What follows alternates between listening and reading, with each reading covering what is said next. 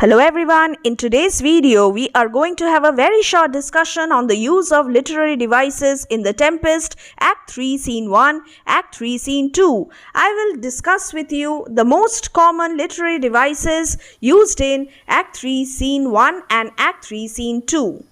The literary devices used in the first scene of Act 3. Soliloquy, number 1. Number 2, aside. Number 3, pun. Number 4, we have antithesis. Number 5 is alliteration. Number 4 is repetition. There are conceits as well, and in Act 3 we have symbols. Now what is a soliloquy? I will tell you the characteristic features of a soliloquy. A soliloquy is an act of speaking one's thoughts, and that too aloud. The speaker speaks when by himself, when by oneself, or regardless of the hearers. And a soliloquy is spoken by a character in a play, and the character's thoughts and inner ideas are revealed through the soliloquy. Well, now let's come to the definition of an aside. What is an aside?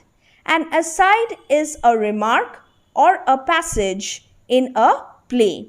Now, it is intended to be heard by the audience, but the other characters in the play will not hear it, unheard by the other characters in the play. A pun is the humorous use of a word or phrase so as to emphasize or suggest its different meanings or applications. A pun is a play on words. Antithesis is a figure of speech in which strongly contrasting ideas are placed in sharp juxtaposition.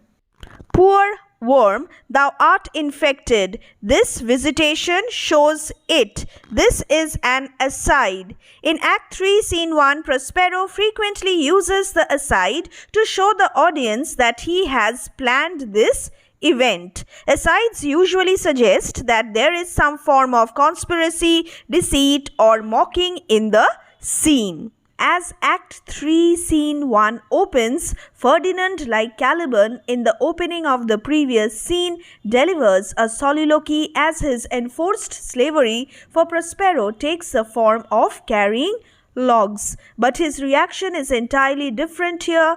Caliban, as he has informed us earlier, uses language to curse. But Ferdinand's language is a graceful medium for the expression of love.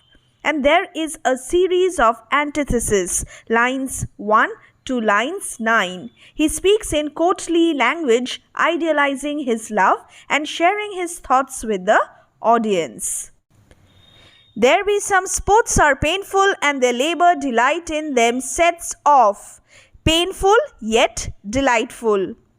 Then, most poor matters point to rich ends. Poor matters point to rich ends. Poor, rich. These are examples of antithesis.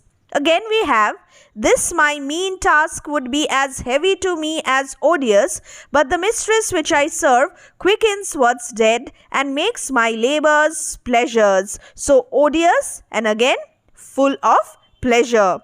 Ferdinand uses such opposites in order to express his love for Miranda. It is due to Miranda's presence that he is able to endure such enforced slavery. Ferdinand admired Miranda, indeed the top of admiration, worth what's dearest to the world.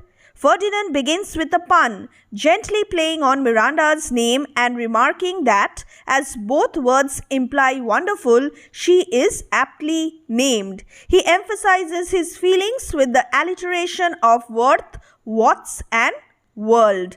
W and world also begins with a W.